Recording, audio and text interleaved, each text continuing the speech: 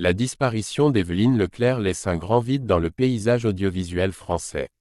Figure familière de plusieurs générations, elle s'est éteinte à l'âge de 74 ans, après un long combat mené avec dignité et discrétion. Sa voix, son sourire et sa bienveillance ont accompagné des millions de téléspectateurs pendant plus de 2 décennies. Née avec la télévision moderne, Evelyne Leclerc a commencé son parcours sur une antenne régionale à Nice, avant de rejoindre TF1 dès les premières années de la chaîne. Très vite, elle s'impose par son naturel et son élégance, devenant l'un des visages rassurants du petit écran à une époque où la télévision occupait une place centrale dans les foyers. C'est dans les années 1980 qu'elle entre définitivement dans la mémoire collective en co-animant le jeu mythique « Tournez Manège ». L'émission, à la fois légère et populaire, connaît un immense succès et fait d'elle une personnalité incontournable. Sa capacité à créer une proximité sincère avec le public contribue largement à l'engouement autour du programme.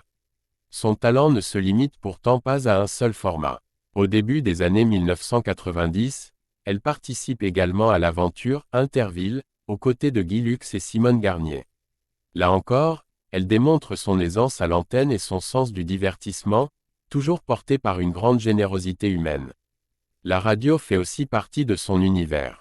Sur RTL, elle devient une voix familière des auditeurs des grosses têtes, où son esprit et sa spontanéité sont particulièrement appréciés. Plus tard, elle tentera de redonner vie au Schmilblick sur Nostalgie, prouvant une nouvelle fois son attachement au format populaire. En parallèle, Evelyne Leclerc se tourne vers le théâtre, un autre terrain d'expression qu'elle affectionne profondément. Sur scène, elle joue notamment dans la comédie « Le Canard à l'Orange », qu'elle interprète à de nombreuses reprises, rencontrant un public fidèle et enthousiaste. En 2019, l'animatrice choisit de parler ouvertement de la maladie qu'elle affrontait, révélant souffrir d'un cancer du système lymphatique. Ce témoignage, empreint de courage, renforce encore l'estime que le public lui porte. Jusqu'au bout, elle restera digne, entourée de l'amour de ses proches.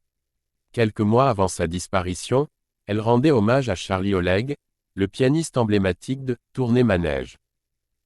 Elle évoquait alors ses souvenirs avec tendresse, soulignant le lien fort qui unissait les membres de cette aventure télévisuelle devenue culte.